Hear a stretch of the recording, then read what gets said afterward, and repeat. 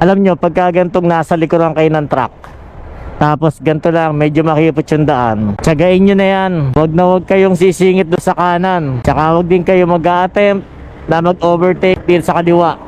Kita nyo, no? Ayun, no?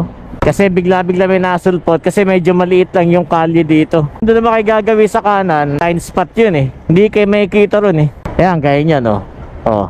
Yan, huwag na huwag nyong gagawin. Hindi hamak na mas maganda pang bumuntot na lang kayo kaysa subukan nyo na delikado naman kayo. Truck yan eh, laki-laki yan eh. Tatapos din yung traffic na yan. Kaysa madaliin nyo, tapos pwede naman kayo madisgrasya. Eh ano naman kung magtiyaga kayo na nakabuntot sa truck, diba? Okay lang yan. Mahalaga ligtas kayo.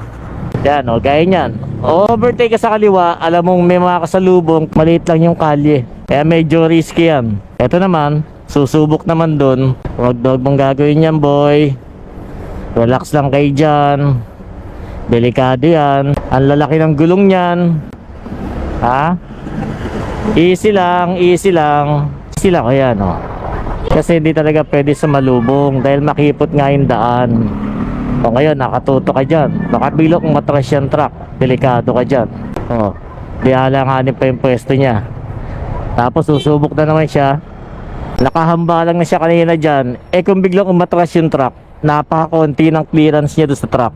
Matatapos din yung traffic na yan. Lalo na kung di kayo nagmamadali. Kung kasing gilid doon, ayun o, sa gawing kanan na yan, napakahirap sumingit dyan. Kasi una-una, hindi ka makikita dyan nung driver eh. Hindi mo pwedeng bilisan, lalo na may mga dadaanan pang ganyan, no? May humps pa, di ba? School zone kasi to. May mga tumatoy lang na estudyante, o di matatapos din naman yan eh. Ayan, may mga humps oh. Masyado kasi makipot yung kalye dito. Kaya mahirap makipagsapalaran, lalo na truck yung nasa unahan nyo. Pag lumiko yan, di safe na, di ba? Mahirap sumabit ka dyan, tatangayin ka nyan. Lalo na kung wala naman kayong pinagmamadali, hintay-hintay lang.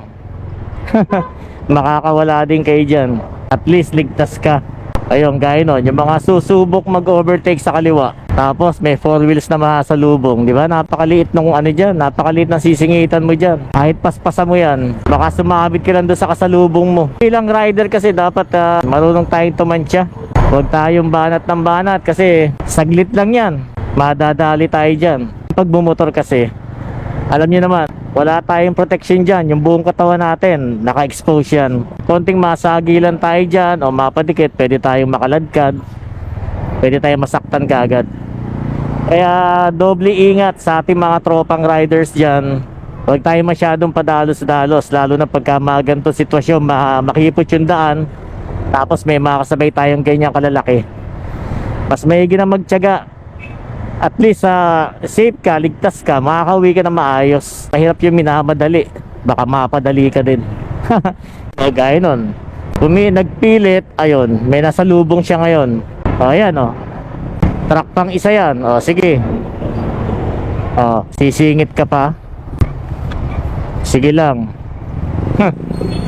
Pilit kang may makakasalubong dyan kasi makipot lang yung daan, tropa. Huwag kang makulit, ha? Madaling-madali ka eh. Eto isa oh, cool na cool oh. Walang helmet. Oh, yun oh. Nakasingit si number 25 eh. Oh, ayan oh. So nakasenyas na yung truck. Liliko na sa kanan yan. Oh, di tapos niyan, di safe na tayo, di ba? Oh. Ayan. Delivery na. Oh, di ba? Ganun lang yun. Tsatsagay mo lang mga katropa. At mahirap na makipagsapalaran. Truck yun, malaki yun. Buti sana kung gas-gas lang, baka hindi ka na makilala. Yan lang mga katropa. RS po sa inyong lahat. At keep safe mga katropa.